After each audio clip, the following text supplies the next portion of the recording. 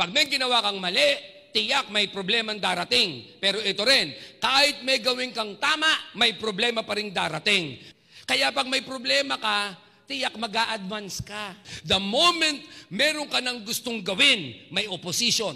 The moment pauunlarin ka ng Diyos, may opposition. The moment gusto mong umangat sa buhay, may opposition. The moment may pinapagawa sa iyo ang Diyos, tiyak may opposition. The moment gusto mo nang mangarap muli, may opposition. The moment kumilos ka para maayos ang buhay mo, tiyak ko yan, may opposition. Kapag nagsimula kang magtrabaho, kapag nagsimula kang may gawin, kapag merong breakthrough sa buhay mo, tiyak may kontrabida, tiyak may problema. Bakit? Because advancement invites opposition.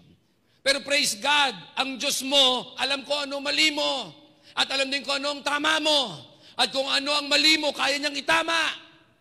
Kaya huwag kang nagpapadala sa sinasabi ng maraming tao when people criticize you. I want you to remember this. Never let praise go to your head and never let criticism go to your heart. Because it will paralyze you in doing the good work. Remember, ladies and gentlemen, that the greater the opposition against you, the greater the opportunity for God to fight for you.